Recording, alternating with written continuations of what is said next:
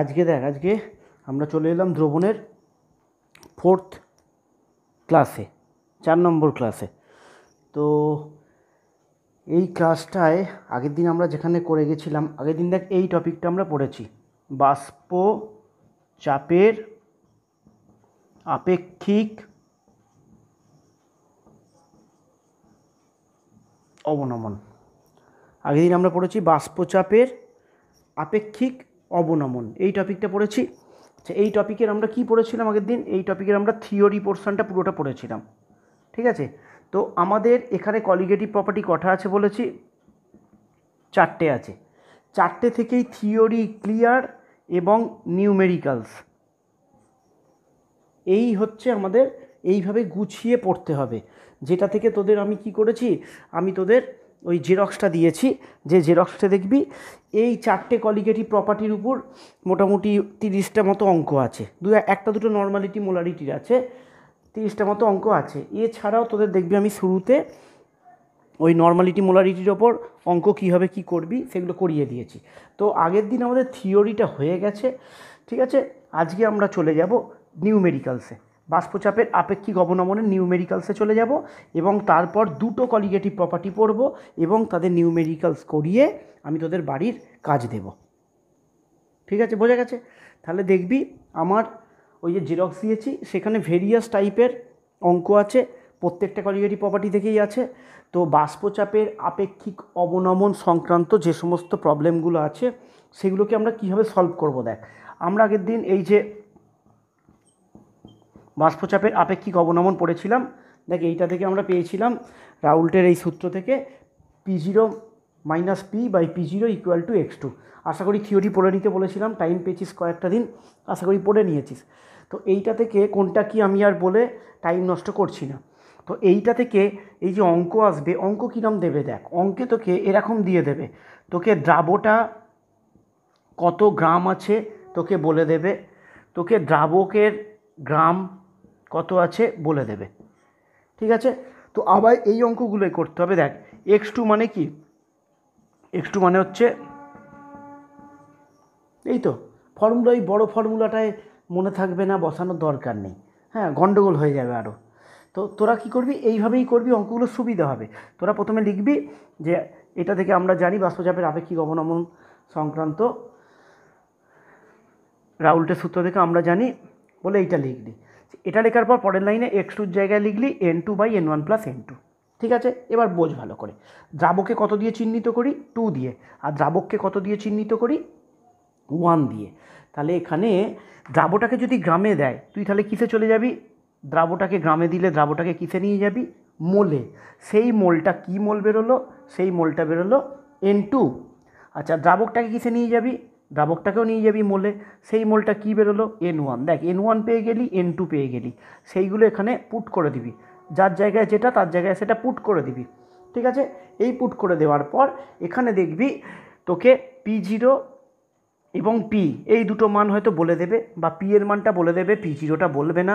P0টা অনেক সময় অ্যাটমসফিয়ারিক প্রেসারটা বসাতে হতে পারে 760 mmHg, যেটা মানটা তোর আগেও জানিস, হ্যাঁ। অনেক সময় P0টা হয়তো বলে দেবে না, কিন্তু দেখবি P0টা ওই অ্যাটমসফিয়ারিক প্রেসার ওই জাতীয় বসিয়ে দিতে হবে। তো এই জাতীয় বসিয়ে দিলে তোর মনে হবে স্যার তাহলে এখানে বার করতে কী দেবে, সবই যদি দিয়ে দেয়। এখানে দেখবি বেশিরভাগ অঙ্কে বার করতে দেবে কিন্তু এইটাকে,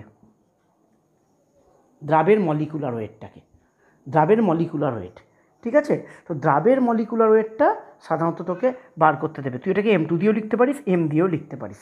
দ্রাবের মলিকুলার ওয়েট বার করার ফর্মুলায় দেখবি আগের দিন আমি করিয়েছিলাম, সেই বড় ফর্মুলাটা ছিল, ফর্মুলাতেও বসাতে পারিস। তো আমি বলবো ফর্মুলায় না বসিয়ে এইভাবে করলে জিনিসটা ভালো হবে। তো আমরা চলে যাই একটা প্রবলেমে চলে যাই, হ্যাঁ।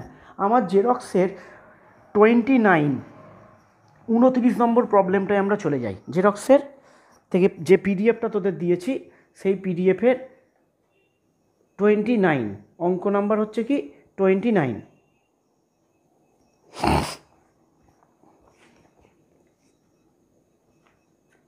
দেখ, অঙ্কটা কি ছিল? 12 গ্রাম কঠিন দ্রাব, 12 গ্রাম কঠিন দ্রাব। তোদের নিশ্চয়ই হাতের কাছেই আছে এই অঙ্কটা। অঙ্কটা দেখে করবি, আমি আর টুকলাম না বোর্ডে, 12 গ্রাম কঠিন দ্রাব আর 90 গ্রাম জলে দ্রবীভূত করা হলো। তাহলে দ্রাব, কঠিন দ্রাব কত গ্রাম বলেছে? 12 গ্রাম। দেখ দ্রাবটার কোনো নাম বলেনি, বলেছে ইউরিয়া বা এই জাতীয় কিছু, সেই সব কিন্তু নাম দ্রাবটার বলেনি। ঠিক আছে, তো দ্রাবটার এখানে কোনো নাম বলিনি, তার মানে দ্রাবটা হচ্ছে অজানা দ্রাব। ঠিক আছে, আর 90 গ্রাম জল, তাহলে জল মানে কি? জলটা কি? জলটা হচ্ছে দ্রাবক। কত গ্রাম বলেছে? 90 গ্রাম। এটা জলটা গ্রাম বলেছে, তাহলে দ্রাবক জলের মোলে কত হবে? আমরা জানি জলের কত দিয়ে ভাগ করব? 18 দিয়ে। দ্রাবক, তাহলে N1টা পেয়ে গেলাম। দেখ দ্রাবক মানে হচ্ছে 1 দিয়ে রিপ্রেজেন্ট করা হয়, যাই দেবে গ্রামে সেটাকে আমরা বার করে নিলাম মোলে। তাহলে N1টা বেরিয়ে গেল। কত বেরোলো? 5। ঠিক আছে, N1টা 5 বেরিয়ে গেল। আর তোকে বলে দিয়েছে 100 ডিগ্রি সেন্টিগ্রেড উষ্ণতায় দ্রবণের বাষ্পচাপ মনে রাখবি। P0টা হচ্ছে বিশুদ্ধ দ্রাবকের বাষ্পচাপ, P0টা কার? বিশুদ্ধ দ্রাবকের বাষ্পচাপ। আর Pটা হচ্ছে কার? দ্রবণের বাষ্পচাপ। ঠিক আছে, P0টা হচ্ছে দ্রাবকের, বিশুদ্ধ দ্রবণের। তাই বলছে 100 ডিগ্রি সেন্টিগ্রেড উষ্ণতায় দ্রবণের বাষ্পচাপ বলে দিয়েছে, মানে P এখানে বলে দিয়েছে 750 mmHg। ঠিক আছে, P0 বলেনি, তারপরে P0টা কত? বিশুদ্ধ, তো বিশুদ্ধ দ্রাবকের বাষ্পচাপ বলেনি, মানে এটাকে ধরে নিলাম এইটা হয়েছে। বলেছে কঠিন দ্রাবটির আণবিক ভর বার করো। কঠিন দ্রাবটির আণবিক ভর মানে দ্রাবের, তোকে কী বার করতে বলেছে? আণবিক ভর। এটা ইকুয়াল টু M করতে পারিস বা M2 করতে পারিস, এটা বার করতে তোকে দিয়েছে।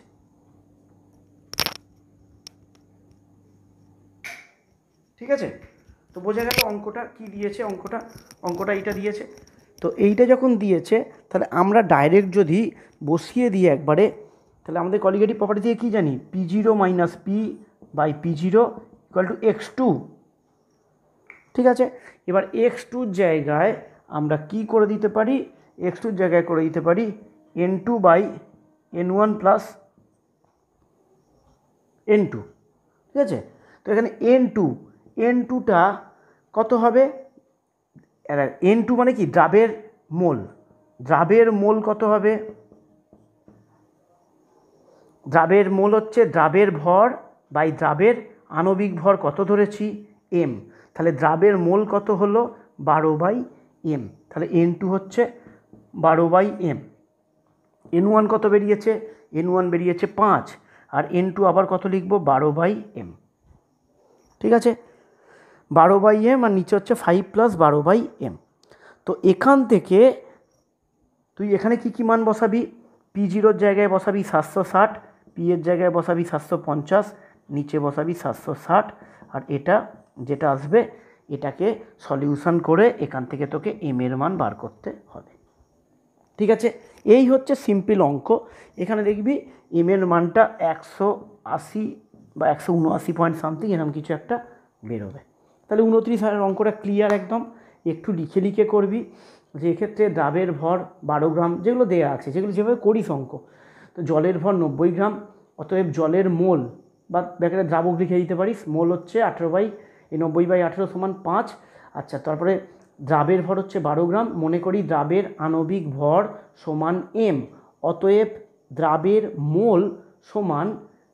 দ্রাবের মোল ব্যাকেটে লিখে দিবি এখানে N2। ঠিক আছে, তাহলে দ্রাবের মোল ইকুয়াল টু কত হলো? 12/m। তাহলে প্রথমেই পরিষ্কার করে দ্রাবের ভর লিখলি, প্রথমে জলের ভর লিখলি, জলের মোল লিখলি, তারপর দ্রাবের ভর লিখলি, দ্রাবের আণবিক ভরটাকে ধরে নিলি M, দিয়ে দ্রাবের মোল করলি ব্যাকেটে N2 সমান 12/5। P এটা দেওয়া আছে, P0 হচ্ছে এইটা। এবার এই ফর্মুলায় কী করবি? বসিয়ে দিবি। তাহলে কি করবি? তাহলে বোঝা গেল তো, এইভাবে এই M এর মানগুলো তোদের এখান থেকে বার করতে দিতে পারে।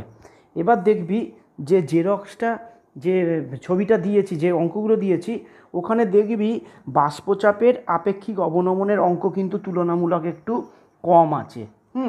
তো তোদের একটু কাজ হবে, 30 অবধি তো অঙ্ক দেওয়া আছে, তোরা 31, 32, 33, 34, 35 5টা আরও এক্সট্রা বাষ্পচাপের আপেক্ষিক অবনমন সংক্রান্ত অঙ্ক উদাহরণ থেকে হোক বা সালের কোশ্চেন থেকে হোক, যেখান থেকে হোক, তোরা কী করবি, ঠিক ওই ওই ওই টেকনিকেই করবি। 31, 32, তারপরের পাতায় করবি 33, 34, তারপরের পাতায় করবি 35। এই 5টা অঙ্ক তোরা একটু তুলে নিস, বাষ্পচাপের আপেক্ষিক অবনমন সংক্রান্ত অঙ্ক। ঠিক আছে? তো এইগুলো কোথা থেকে তুলবি? উদাহরণ থেকে তুলে নিবি।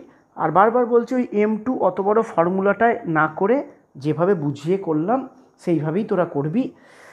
আর ফর্মুলা যদি করিস, ওই লঘু দবনকে অগ্রাহ্য করে ওইটা না করে গোটা ফর্মুলায় করবি। আর না হলে যেটা দেখালাম খুব ইজি ওয়েতে এইমাত্র অঙ্কটা তোকে করালাম আমি, x2 মানে হচ্ছে n2/n1 + n2, কিরম কী দিয়ে দেবে মান, কার মান দিয়ে দেবে, কার মান বসাতে হবে, সবই বুঝতে পারলি। 5টা অঙ্ক তোরা একটু কষ্ট করে অ্যাড করে নিবি। ঠিক আছে? তো এই গেল এর নিউমেরিক্যাল প্রবলেম, বাষ্পচাপের আপেক্ষিক অবনমন সংক্রান্ত নিউমেরিক্যাল প্রবলেমটা হয়ে গেল। এবার আজকে আমরা চলে যাব কিসে চলে যাব? দ্বিতীয় কলিগেটিভ প্রপার্টিতে চলে যাব। ঠিক আছে? তো দ্বিতীয় কলিগেটিভ প্রপার্টিটার নাম কি? দ্বিতীয় কলিগেটিভ প্রপার্টিটার নাম হচ্ছে দ্রবণের স্ফুটনাঙ্কের উন্নয়ন। দ্রবণের স্ফুটনাঙ্ক উন্নয়ন। 2 নম্বর কলিগেটিভ প্রপার্টি হচ্ছে দ্রবণের স্ফুটনাঙ্ক উন্নয়ন, এলিভেশন অফ বয়েলিং পয়েন্ট। দ্রবণের স্ফুটনাঙ্ক উন্নয়ন।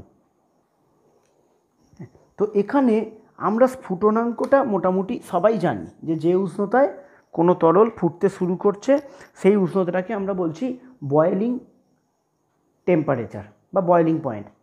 ঠিক আছে? এবার হচ্ছে দ্রবণের স্ফুটনাঙ্কের উন্নয়নটা বুঝতে গেলে আমাদের প্রথমে কিছু জিনিস একটু স্ফুটনাঙ্ক সম্পর্কে জানতে হবে।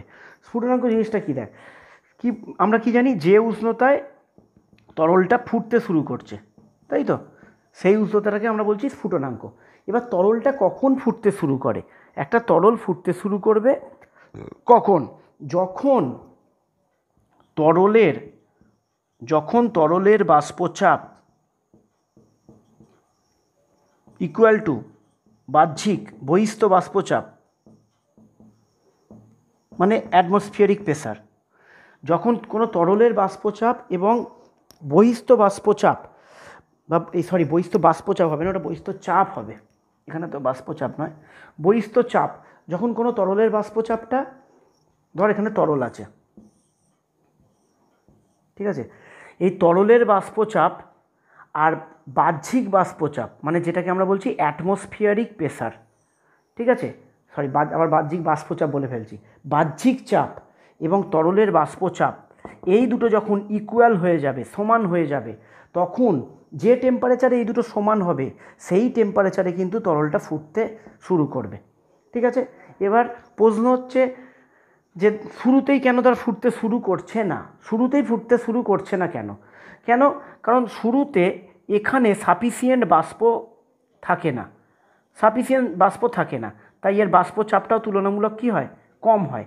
এবার যত আমরা এখানে টেম্পারেচার দেবো, যত আমি টেম্পারেচার দিচ্ছি, বাইরের চাপ কত? পরিবেশের বাইরের চাপ, এই চাপটা তো 1 অ্যাটমসফিয়ার, তাই তো, অ্যাটমসফিয়ারিক চাপের সমান। এবার এর চাপ শুরুতে মনে কর এর চাপ ছিল 0.1 ATM, বা ধর এটাকে আমি ঢাকাও দিয়ে দিয়েছি, ঠিক আছে, 0.1 ATM। তাহলে এবার যখন এটাকে আমি হিট করছি, এখানে বাষ্পায়নের হারটা বেড়ে যাচ্ছে, হিট যখন করছি এখানে অনেক বেশি বাষ্প তৈরি হচ্ছে, তাহলে 0.1 ATMটা আস্তে আস্তে 0.2 ATM হবে, তারপরে আস্তে আস্তে 0.9 ATM হবে, তাই তো। তারপরে একটা সময় গিয়ে এখানে তরলের বাষ্পচাপটা কত হয়ে যাবে? 1 ATM। ঠিক যে টেম্পারেচারে এটা 1 ATM হয়ে গেল তরলের বাষ্পচাপটা, অর্থাৎ যে টেম্পারেচারে তরলের বাষ্পচাপটা বাহ্যিক চাপের সমান হয়ে গেল, সেই টেম্পারেচারে এই তরলটা ফুটতে শুরু করবে। বোঝাতে পারলাম? ফুটতে শুরু করবে, তার মানে কি শিখলাম? যে উষ্ণতায় তরল ফুটতে শুরু করে তাকে আমরা স্ফুটনাঙ্ক বলি। কিন্তু ভেতরের মেকানিজমটা কী ঘটছে? যে উষ্ণতায় তরলের বাষ্পচাপ বহিস্থ চাপের সমান হয়, সেই উষ্ণতায় তরলটা ফুটতে শুরু করে, সেই উষ্ণতাটাকে আমরা বলছি তরলের বাষ্পচাপ, তরলের স্ফুটনাঙ্ক। ঠিক আছে? স্ফুটনাঙ্ক। বুঝতে পেরেছিস? তাহলে তরল ফুটতে গেলে, একটা তরলকে যদি আমরা ফোটাতে চাই, তাহলে বাইরের যে চাপ এবং সেই তরলটার যে বাষ্প চাপ, এই দুটোকে সমান করাতে হবে উষ্ণতা দিয়ে। ঠিক আছে? কেন দেখ, কেন আমরা টেম্পারেচারটা প্রয়োগ করছি সেটা যদি দেখতে চাই, তাহলে এই তরলটাকে আমি একটা জায়গায় বসিয়ে রেখেছি, এ ফুটতে শুরু করছে না কেন? তার কারণ হচ্ছে এখানে যে তরলের বাষ্পচাপ আছে, এখানে যে তরলের বাষ্পচাপ আছে, সেই বাষ্পচাপের থেকে বাহ্যিক চাপটা অনেক বেশি, মানে এই বাষ্পচাপটা খুবই কম। ঠিক আছে? তাহলে আমাকে এই তরলটাকে ফোটাতে গেলে এইটার সাথে এটাকে কি করতে হবে?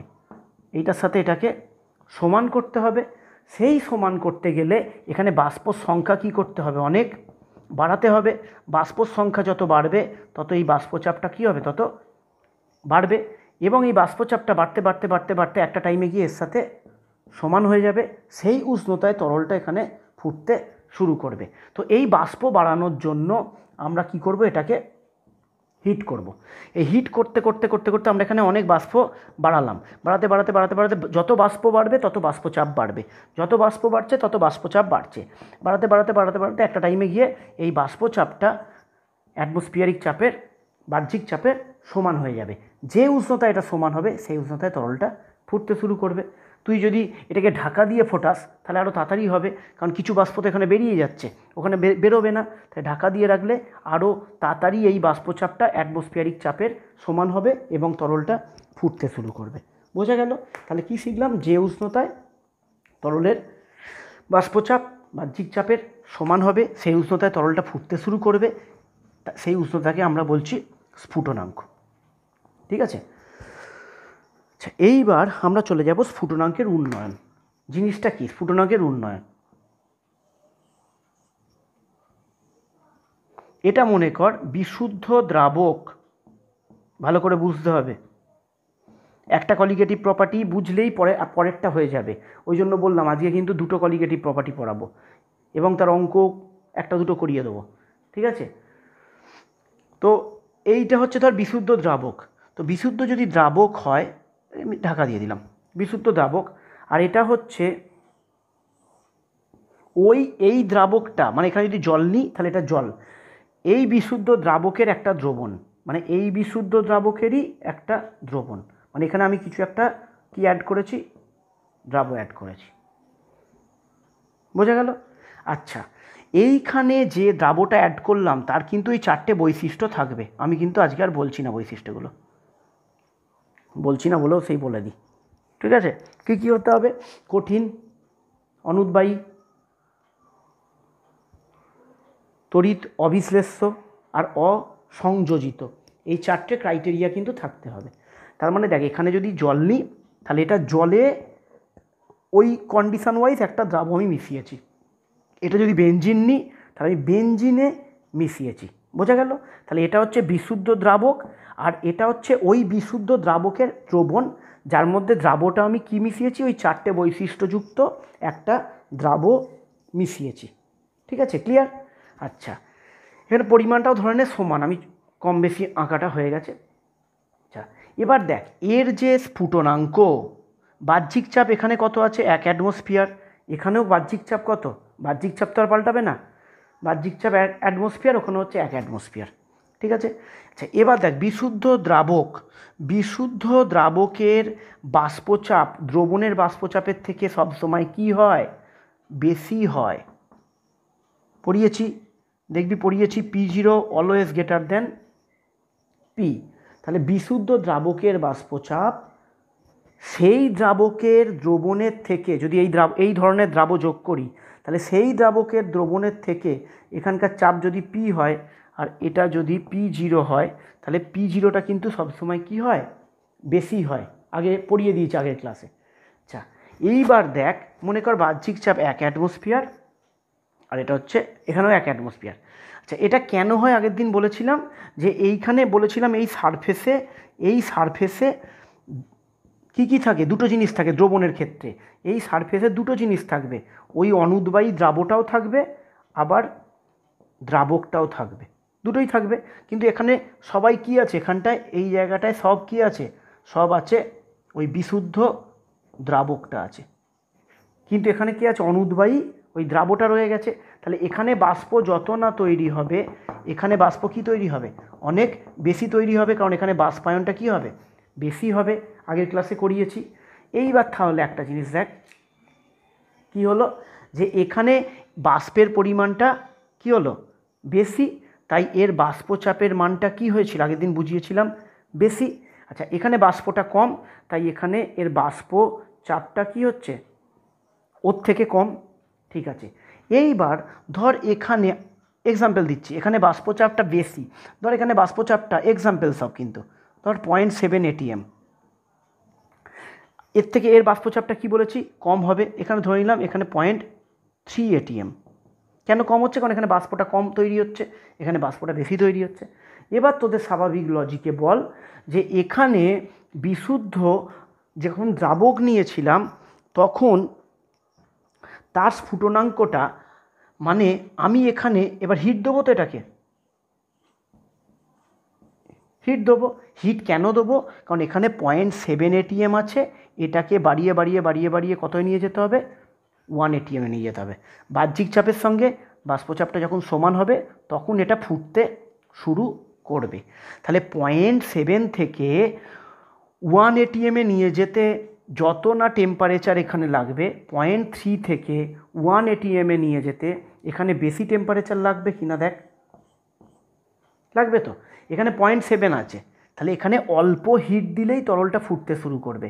তা এখানে স্ফুটনাঙ্ক আমি ধরে নিচ্ছি টিবি, সব পরম তাপমাত্রা, ঠিক আছে, ওখানে স্ফুটনাঙ্কটা আমি ধরে নিলাম টিবি, আর এর স্ফুটনাঙ্ক আমি ধরে নিচ্ছি টিবি ড্যাশ।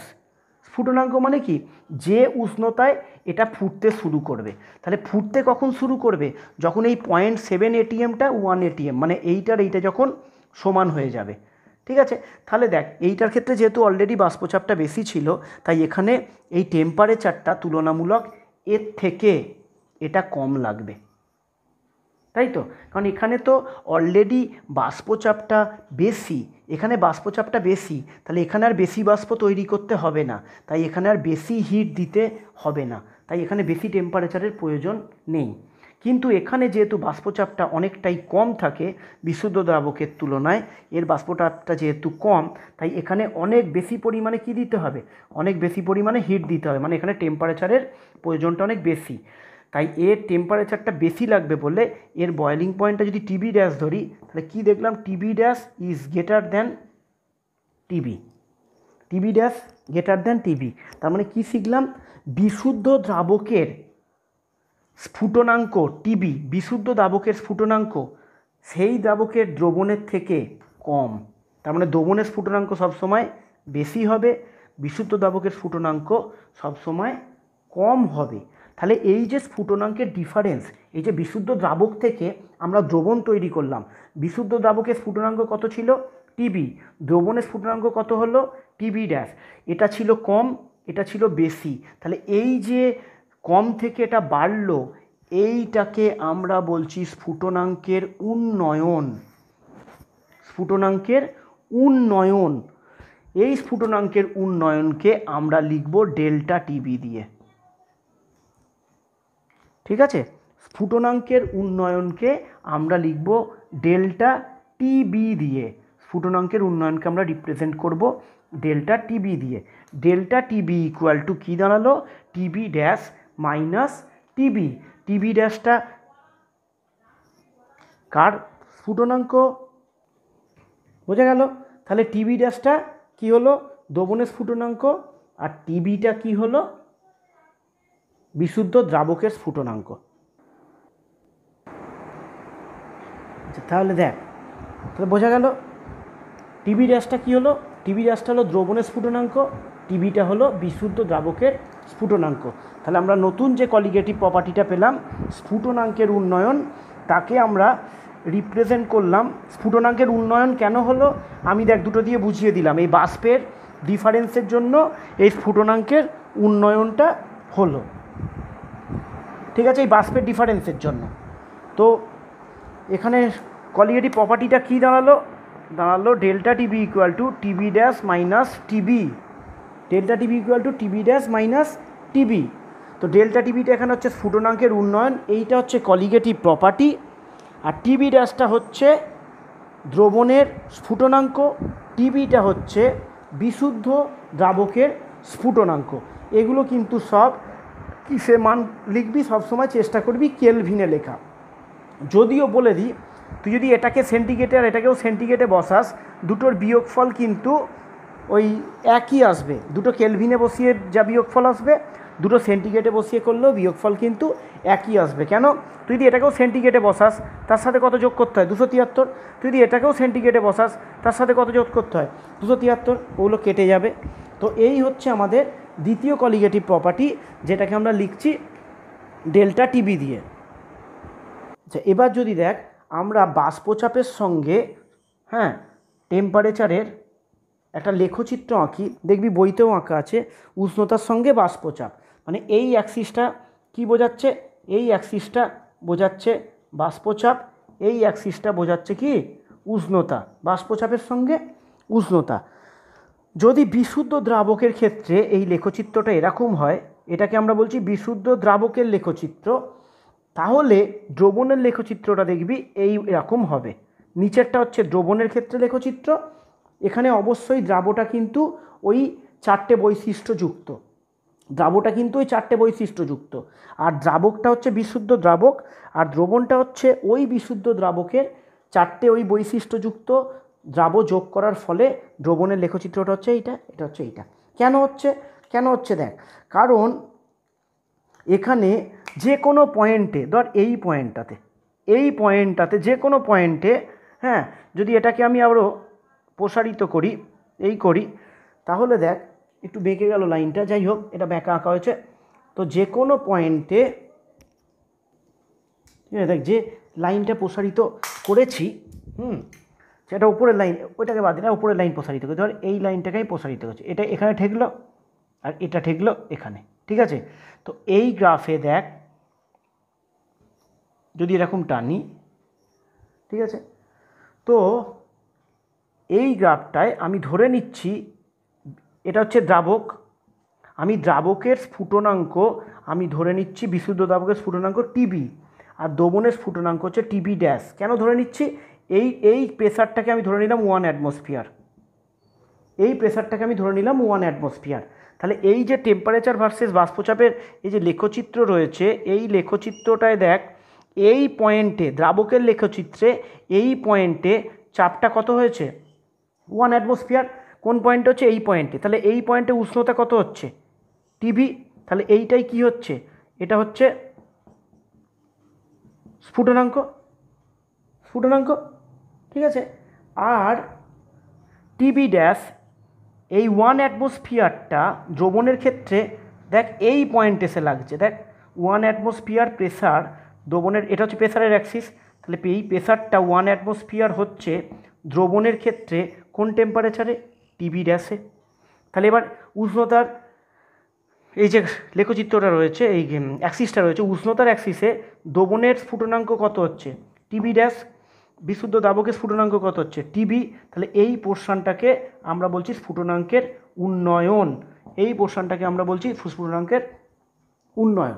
এবার তোরা যদি বলিস যে স্যার দ্রাবকের লেখচিত্রটা ওপর দিয়ে গেছে, দ্রবণেরটা নিচে দিয়ে গেছে, কেন? কারণ এইটা কি? বাষ্পচাপ। যে কোনো পয়েন্টে বিশুদ্ধ দ্রাবকের বাষ্পচাপ সবসময় দ্রবণের বাষ্পচাপ অপেক্ষা বেশি। তাই যে কোনো পয়েন্টে, ধর এই পয়েন্টটা, এইটা সোজা একটা দাঁড়িয়ে টানলাম, এই পয়েন্টটাতে দেখ এই টেম্পারেচার, একটা নির্দিষ্ট টেম্পারেচারে, এই নির্দিষ্ট টেম্পারেচারে দ্রবণের বাষ্পচাপ হচ্ছে এইটা, বিশুদ্ধ দ্রাবকের বাষ্পচাপ হচ্ছে এইটা। সব সময় বিশুদ্ধ দ্রাবকের বাষ্পচাপটা ওপর দিয়ে যাবে এই কারণেই, কারণ যে কোনো নির্দিষ্ট টেম্পারেচারে তুই যদি একটা নির্দিষ্ট টেম্পারেচারে তুই দ্রবণের বাষ্পচাপ মাপিস, ধর এই টেম্পারেচারটার কথাই বলছি, তুই দ্রবণের বাষ্পচাপ মাপিস, তাহলে সেটা কোনটা হচ্ছে? এইটা। আর যদি ওই টেম্পারেচারেই বিশুদ্ধ দ্রাবকের বাষ্পচাপ মাপিস, তাহলে সেটা কোনটা হচ্ছে? এইটা। তাহলে সব সময় দেখ যে কোনো পয়েন্টে, এনি পয়েন্ট, এর কারণটাও তোরা জানিস যে বাষ্পচাপের উন্নয়নে এই বাষ্পচাপ, বিশুদ্ধ দ্রাবকের বাষ্পচাপ যে দ্রবণের থেকে বেশি হয়, সেটা আমি তোদের আগেও পড়িয়েছি। বিশুদ্ধ দ্রাবকের বাষ্পচাপ সবসময় কী হয়? বিশুদ্ধ দ্রাবকের বাষ্পচাপ দ্রবণের থেকে বেশি হয়। তো যে কোনো পয়েন্টে, আরেকটা পয়েন্ট নিই দেখ, ধর এই পয়েন্টটার ক্ষেত্রে এই টেম্পারেচারে এই পয়েন্টটার ক্ষেত্রে এখানে এটা হচ্ছে দ্রবণের বাষ্পচাপ এইটা, ঠিক আছে। এই পয়েন্টে দেখ বিশুদ্ধ দ্রাবকের বাষ্পচাপ দেখ, কেন এটা হবে? এটা তো হবেই, কারণ যে কোনো নির্দিষ্ট উষ্ণতায় বিশুদ্ধ দ্রাবকের বাষ্পচাপ দ্রবণের বাষ্পচাপের থেকে বেশি হয়। তাই বিশুদ্ধ দ্রাবকের বাষ্পচাপ লেখচিত্রটা গ্রাফটা সবসময় উপর দিয়ে যাবে, আর দ্রবণের লেখচিত্রটা সবসময় নিচের দিক দিয়ে যাবে, ঠিক আছে? বোঝা গেল? তাহলে এই লেখচিত্রটা ভালো করে দেখবি। আমি লেখচিত্র দেখিয়ে দিলাম, delta TB dash minus TB, এটা হচ্ছে আমাদের এখানে ডেল্টা টিবি, ঠিক আছে। আচ্ছা, এইখান থেকে এবার রাউল্টের সূত্র কি বলছে? রাউল্টের সূত্র বলছে কোনো দ্রাবকে একটি কঠিন, ওই সেই 4টে কন্ডিশান। রাউল্টের সূত্র দ্রবণের স্ফুটনাঙ্কের উন্নয়ন সংক্রান্ত, দেখবি বইতে একটা রাউল্টের সূত্র আছে। সেই সূত্রটা কি বলছে? কোনো দ্রাবকে একটি কঠিন অনুদ্বায়ী অসংযোজিত তড়িৎ অবিশ্লেষ্য দ্রাব দ্রবীভূত করলে উৎপন্ন দ্রবণের স্ফুটনাঙ্কের যে উন্নয়ন হয়, অর্থাৎ ডেল্টা টিবিটা, মানে বলছে কোনো দ্রাবকে ওই 4টে কন্ডিশানযুক্ত যদি দ্রাব আমরা যোগ করি, তাহলে দ্রবণের স্ফুটনাঙ্কের যে উন্নয়ন হয়, স্ফুটনাঙ্কের উন্নয়ন বললে কিন্তু সেটা ডেল্টা টিবিকে বোঝাবে, আর দ্রবণের স্ফুটনাঙ্ক বললে কিন্তু সেটা টিবি ড্যাশকে বোঝাবে। উন্নয়ন বললে কিন্তু এই বিয়োগফলটাকে বোঝাবে। তাহলে যে উন্নয়ন হয় সেটা বলছে উক্ত দ্রবণের মোলাল গাঢ়ত্বের সমানুপাতিক, উক্ত দ্রবণের মোলাল গাঢ়ত্বের সমানুপাতিক। এই হচ্ছে তাহলে রাউল্টের সূত্র স্ফুটনাঙ্কের উন্নয়ন সংক্রান্ত। তাহলে কি দাঁড়ালো? ডেল্টা টিবি সমান, এখানে একটা ধ্রুবক এলো, এই ধ্রুবকটাকে আমরা কেবি দিয়ে লিখি। এই ধ্রুবকটার অনেক কটা নাম আছে, এখানে রাউল্টের সূত্রটাকে মুখস্থ রাখবি, গাণিতিক রূপটা মনে রাখবি, এবং এই ধ্রুবকটার নামও মনে রাখবি। এটাকে দেখবি অনেক মানে স্ফুটনাঙ্কের মোলাল উন্নয়ন ধ্রুবক বলে, আণবিক স্ফুটনাঙ্ক ধ্রুবক বলে, এছাড়াও দেখবি ইবিউলিওস্কোপিক ধ্রুবক বলে। একটু নামটা মনে রাখার চেষ্টা করবি, এবং এর এককটাও একটু মনে রাখার চেষ্টা করবি, পরীক্ষায় লাগতেও পারে। তাহলে কেবির একক কী হবে? কেবি এর একক ইজ ইকুয়াল টু ডেল্টা টিবির একক বাই এম এর একক, ডেল্টা টিবির একক বাই কী হয়ে যাবে? বাই এম এর একক হয়ে যাবে। তাহলে এইভাবে তোরা কেবির এককও বার করতে পারবি। এটা দেখবি আসবে, ওপরটা আসবে কি কেলভিন, আর মোলালিটির একক দেখবি আমি করিয়েছিলাম মোল পার কেজি, মোল পার কেজি। তাহলে কেজিটা ওপরে চলে যাবে। তাহলে কি দাঁড়ালো জিনিসটা? কেলভিন কেজি পার মোল, কেলভিন কেজি পার মোল, ঠিক আছে। তো এই হলো আমাদের স্ফুটনাঙ্কের উন্নয়ন কলিগেটিভ প্রপার্টি, এবং এর টোটাল থিওরিটা করালাম। আচ্ছা, একটুখানি থিওরি যেটা বাকি আছে সেটা এবার যাব। আমি তোদের কি বলেছিলাম? আমি বলেছিলাম যে কোনো কলিগেটিভ প্রপার্টি আমরা যখন পড়ব, সেই কলিগেটিভ প্রপার্টিটা থেকে আমরা সব সময় দ্রাবের আণবিক ভরের রাশিমালাটা বার করব। আগের দিনও দেখবি করেছি, দ্রাবের আণবিক ভরের রাশিমালাটা আমাদের বার করতে হবে। তার মানে হচ্ছে M2 বার করব, বা শুধু এম দিয়েও লিখতে পারিস। এই M2 এর রাশিমালাটা বার করব। এটা তোদের থিওরি কোশ্চেনেও আসতে পারে, যে স্ফুটনাঙ্কের উন্নয়ন সংক্রান্ত কলিগেটিভ প্রপার্টি থেকে দ্রাবের আণবিক গুরুত্ব বা আণবিক ভরটা কীভাবে বার করা যায়। খুব সোজা। দেখ সোজাটা কীরকম, সেটা হচ্ছে তুই ফর্মুলাটা কী পেলি? ডেল্টা টিবি ইকুয়াল টু কী পেলি?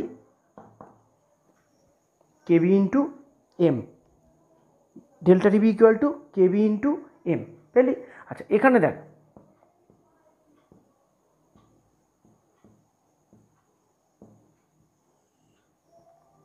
মনে কর W1 গ্রাম দ্রাবকে, বিশুদ্ধ দ্রাবকে আমরা মেশাচ্ছি W2 গ্রাম দ্রাবটা কি? সেই ওই 4টে কন্ডিশনের দ্রাব। আমরা W1 গ্রাম দ্রাবকে আমরা W2 গ্রাম দ্রাব মেশাচ্ছি, ঠিক আছে। আচ্ছা, এই দ্রাবটার আণবিক ভর আমরা ধরে নিলাম M2, যেটা বার করব। তাহলে W1 গ্রাম দ্রাবকে আমরা W2 গ্রাম দ্রাব মেশাচ্ছি, ঠিক আছে। আচ্ছা, এই যে W2 গ্রাম দ্রাব মেশালাম, এটাকে যদি মোলে কনভার্ট করি তাহলে কি দাঁড়ালো? খুব সোজা, ঠিক আছে। তোদের দেখবি আমি স্টেপ 1 স্টেপ 2 করে অঙ্ক করিয়েছিলাম, মোলালিটির অঙ্কগুলো, খুব কেয়ারফুল। স্টেপ 1 স্টেপ 2 করে অঙ্ক করিয়েছিলাম, সেখানে দেখবি আমরা বলেছিলাম স্টেপ 1-এ এইটা করবি, কোনো ফর্মুলায় যাবি না। আমার কথাটা শোন, অঙ্ক অনেক সোজা লাগবে, কোনো ফর্মুলা মুখস্থ করার দরকার নেই। তোকে দ্রাবের ভর দেয়া থাকবে অঙ্কে, আমি অঙ্কে চলে যাব, আমি অঙ্কে এক্ষুনি চলে যাব। আজকে এই একটাই কলিগেটিভ প্রপার্টি পড়াবো এবং এর অ্যাপ্লিকেশান অঙ্কে চলে যাব, তাহলে তোদের অনেক অঙ্কের কাজ থেকে যাবে কিন্তু। হ্যাঁ, এবং নেক্সট ক্লাসটাও আবার 3 দিনের মধ্যেই দিয়ে দেবো। মাঝখানে আমি একটু ছিলাম না, ওই জন্য একটু একদিন দেরি হলো, তাও করে ফেলেছিলাম কালকে, মেয়ে ডিলিট করে ফেলেছে। তো যাই হোক, আজকে আবার করছি। তাই W1 গ্রাম দ্রাবকে কী আছে, W2 গ্রাম দ্রাবক আছে। তো স্টেপ 1 সবসময় মনে রাখবি অঙ্কের, আমি এইটা যেটা করাচ্ছি এটা কিন্তু অঙ্কেরই একটা ফরম্যাট করাচ্ছি। ওরা ফর্মুলাটা তৈরি করেছে, আমি অঙ্কে ফর্মুলাটা তৈরি করেই করব, ফর্মুলায় বসাবো না। তাই W1 গ্রাম দ্রাবকে W2 গ্রাম দ্রাবক আছে, ঠিক আছে। তাহলে স্টেপ 1-এ সবসময় আমরা কি করব, স্টেপ 1-এ আমরা সবসময় যে কোনো অঙ্কতেও তাই করব, যেটা দ্রাবক আছে দ্রাবকটাকে আমরা গ্রাম থেকে কিসে নিয়ে যাব, মোলে নিয়ে যাব। স্টেপ 1-এ আমরা বাংলায় লিখে নিবি ভালো করে, অঙ্কেতেও কাজে লাগবে, অঙ্কতেই মেনলি কাজে লাগবে। স্টেপ 1-এ আমরা দ্রাবকটাকে গ্রাম থেকে নিয়ে যাব মোলে। তাহলে আমি এখানেও কি করলাম, দ্রাবকটাকে ধরেছিলাম W2 গ্রাম, সেটা থেকে আমরা চলে গেলাম মোলে, ঠিক আছে। আচ্ছা, স্টেপ 2, এই অঙ্কের স্টেপ 2-তে আমরা কি বার করব, আমরা মোলালিটি বার করব, কোনো ফর্মুলায় যাব না আমরা কি বার করব, আমরা স্টেপ 2-তে দ্রবণের মোলালিটি বার করব। তোরা হেডিং করে করে লিখে নিবি, কিন্তু এটা অঙ্করও স্টেপ, হ্যাঁ, এটা অঙ্কতেও কাজে লাগবে, তোরা অঙ্ক করার আগেও লিখে নিতে পারিস। তাহলে স্টেপ 1-এ আমরা দ্রাবকটাকে গ্রাম থেকে চলে যাব মোলে। তোকে অবশ্যই দ্রাবের আণবিক ভরটা হয় বলে দেবে, নয় বার করতে দেবে, আর ভর তোকে বলে দেবেই, এই ভরটা বলে দেবে। তো মোলালিটি কীভাবে বার করব, এবার মোলালিটির অঙ্কে চলে আসি। দেখ, W1 গ্রাম দ্রাবকে দ্রবীভূত দ্রাবক সমান W2/M2 মোল। W1 গ্রাম দ্রাবকে দ্রবীভূত দ্রাবক W2/M2 মোল, হাজারে কত, আগেও তো করেছিস, মোলালিটি অঙ্কগুলো চেক করে নিবি, হাজারে কত।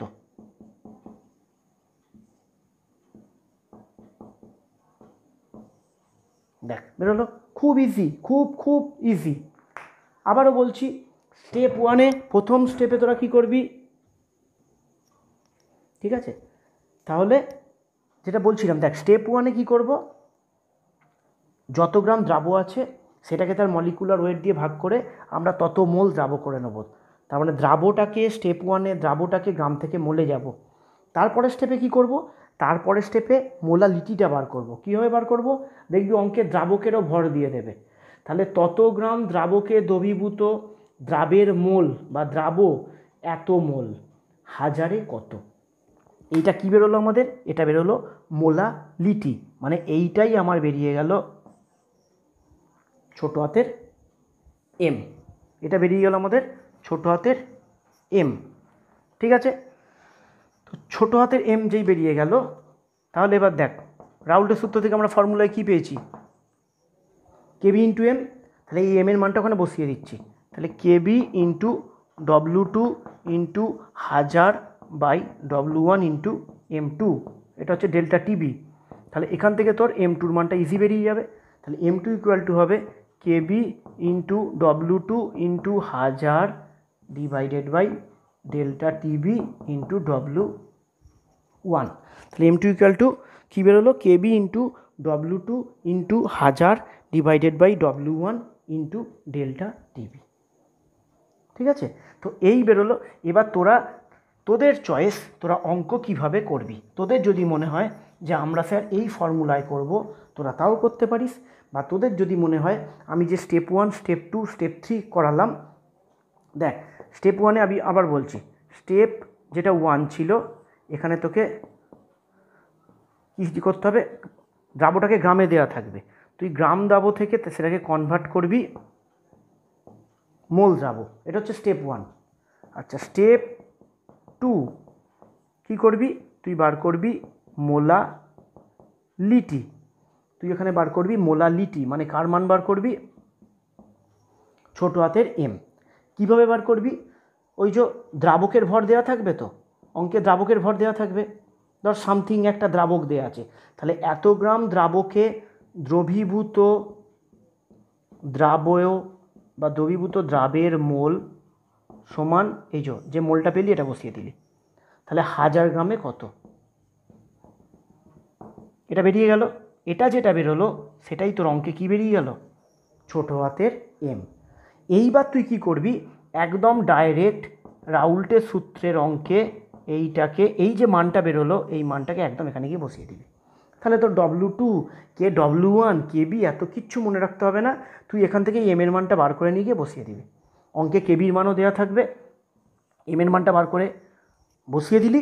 এবার এই দুটোর মধ্যে দেখবি এটাকে যদি ভাঙিস, TB dash minus TB equal to KB into M, এই তো। এবার এইখানে দেখবি তোর হয়তো বিশুদ্ধ দ্রাবকের স্ফুটনাঙ্কটা বলে দেবে, সেন্টিগ্রেডে বলে দিলে ওটাকে কেলভিন করে নিবি। তাহলে এইটার মান দেওয়া থাকবে, এটা তুই বার করতে পারলি, তোকে বিশুদ্ধ দ্রাবকের স্ফুটনাঙ্কটা বলে দেবে, তোকে দ্রবণের স্ফুটনাঙ্কটা এখান থেকে হয়তো বার করতে দেবে। ডেল্টা টিভি কিন্তু বার করতে দেবে না, হয় দ্রবণের স্ফুটনাঙ্ক বলে দেবে, দ্রাবক বার করতে দেবে, কিংবা দ্রাবকের স্ফুটনাঙ্ক বলে দেবে, দ্রবণেরটা বার করতে দেবে, কিংবা অনেক সময় তোকে এই M2টাও বার করতে দিতে পারে। তাও ফর্মুলা করার দরকার নেই, তাও অঙ্ক আমি স্পেশাল কেসে আমি অঙ্কে যাব, কিছু কিছু অঙ্ক আমি অবশ্যই বোর্ডে করে করে দেবো, নইলে অঙ্কেতে অসুবিধা হবে। তোরা একটা কাজ কর, আমি ঠিক একদিন পরেই আবার ভিডিও দেবো, মানে কালকের দিনটা তোদের টাইম দিলাম, তোরা এইটাকে ভালো করে পুরো থিওরিটা রেডি করে নে। সেকেন্ড কলিগেটিভ প্রপার্টি ভেবেছিলাম থার্ডটাও পড়িয়ে দেবো, চাপ হয়ে যাবে, একদিন অন্তরই ভিডিও দিয়ে দেবো আমি। সেকেন্ড কলিগেটিভ প্রপার্টি যেটা আজকে করালাম, এইটা টোটাল থিওরিটা তোরা কীভাবে অঙ্ক করতে হবে, অঙ্কের স্টেপ 1, স্টেপ 2, স্টেপ 1, স্টেপ 2 আর স্টেপ 3তে তুই এটাকে এখানে পুট করছিস। এই 3টে স্টেপের অঙ্ক আমি তবু পরের দিন একদম অঙ্ক নিয়েই ডিসকাস করব এবং পরের কলিগেটিভ প্রপার্টিটা যাব। এই কলিগেটিভ প্রপার্টিটা পড়া হয়ে থাকা মানেই পরেরটা কিন্তু ঝট করে হয়ে যাবে, কোনো সমস্যা হবে না। তো তোরা এই থিওরিটাকে ফুল রেডি করে নে, ঠিক আছে? থিওরিটাকে রেডি করে নে এবং তোরা ওই 5টা অঙ্ক করবি, ভেতরের এই কলিগেটিভ প্রপার্টির কোনো অঙ্ক করবি না, সব হজবরলা হয়ে যাবে। একটা দিন আমায় টাইম দে, কালকের দিনটা সারাদিন দেখ, পরশু দিন সন্ধ্যের মধ্যে বা সন্ধ্যে রাতের দিকে আমি নেক্সট ভিডিও অঙ্ক এবং থার্ড কলিগেটিভ প্রপার্টি এই দুটো নিয়ে ভিডিও আপলোড করে দেবো। আর লেট হবে না, পরপর ভিডিও চলতেই থাকবে, ঠিক আছে? তোরা একটু স্পিড তোল, ভালো করে পড়, এই কলিগেটিভ প্রপার্টিটাকে রেডি কর, ঠিক আছে? তাহলে আজকে আমরা কী বললাম, বাষ্পচাপের আপেক্ষিক অবনমনের অঙ্ক একটা করলাম, তোরা 5টা করবি, 29টা করলাম, তোরা কয়েকটা করবি, উদাহরণ থেকেই করবি। তারপরে এই থিওরিটাকে পুরো রেডি রাখবি, পরের দিনই চলে যাব এর অঙ্কে।